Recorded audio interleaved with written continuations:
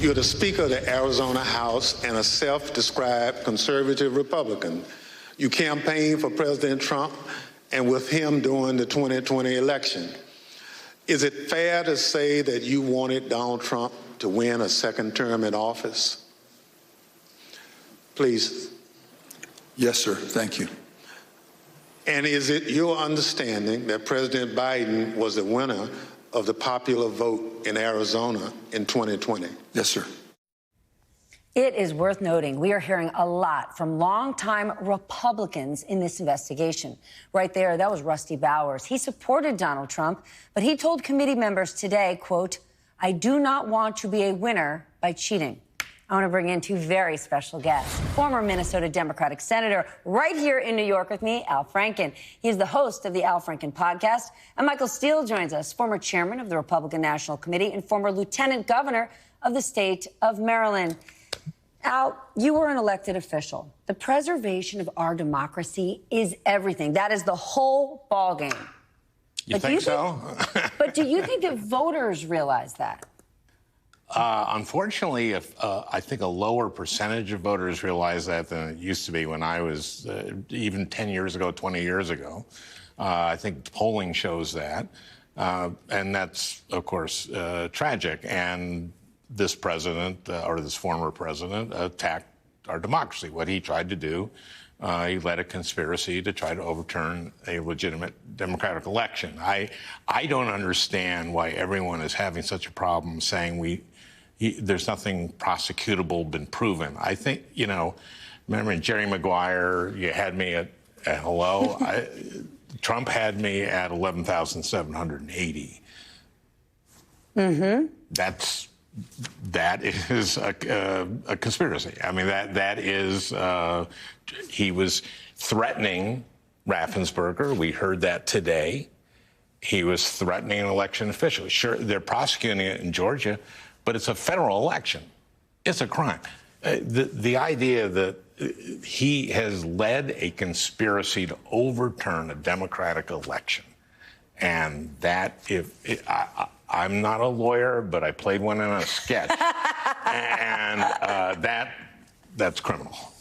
Michael Steele, former Senator Franken just laid it out for us, and it's distressing that more voters don't put the preservation of democracy higher. Think about corporate donors. Think about corporate America, right? Whenever there's something big and they're at risk of losing employees or losing customers, they step in. They're dead silent here. Does that not tell you it's worrisome that, again, people vote on what affects them, not offends them? They're not realizing this affects our future. Oh, I think that's very much the case. That's all about how they weigh these things in their lives. You have, for the past couple of weeks now, Stephanie, made the case about the economy and the role that that's playing in shaping people's attitudes. I break it down along a more political line. People are setting up values. So what do you value right now? Do you value the price of a loaf of bread and a gallon of gas more than you value the right to vote and the prospects of re-empowering a political party that literally tried to wrench the democracy away from us? So the realities are stark, and I think that we have to be sober about that, because this November, voters are going to go to the polls and they're going to look in their pocketbooks and see less change. They're going to look in their bank accounts and see less savings. They're going to look on their kitchen tables and probably see fewer meals because of the cost of things. And that is going to be something that I hate to say it, the Republicans are going to take advantage of it. They're actually going to play that card to remind voters that the most important thing is that two things. One, the Democrats have ruined the economy. And secondly, the culture piece, which is they're grooming your kids. And those two narratives will converge. And it will be a price that the country will ultimately pay come February, March next summer going into 2024. Then, Al, this was Trump's playbook 2020. What we are seeing laid out over the course of these hearings should be extraordinary and disturbing to all Americans. If it's not, if there are not real consequences, are the wheels just going to come off come 2024?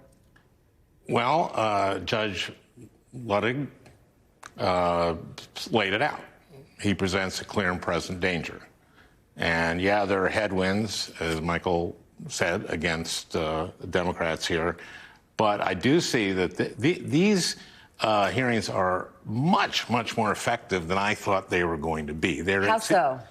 Well, it's first of all, it's produced incredibly well. Everything's done very clearly.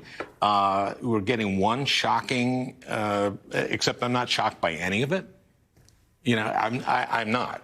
But I think there, you know, I wouldn't be shocked if in the next hearing we find out that Trump is the one who designed the gallows. I mean, there's nothing that shocks me, but I think the American people who are watching this, and I've seen some polling, it's not a huge increase. A lot of people are watching. A lot of people are watching, and a number of Americans, a percentage of Americans who want to see him prosecuted have increased.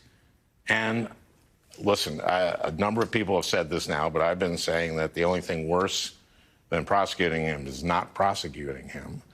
And we have to. This guy led a conspiracy to overturn a legitimate democratic election. That's as bad a crime as you can commit. We got more to cover on this story. Al Franken, Michael Steele, don't go anywhere. When we come back, I want to talk about death threats and harassment for people just doing their jobs after a wave of lies about the 2020 election. More of what we heard from several public servants today and what it means for the future when the 11th hour continues.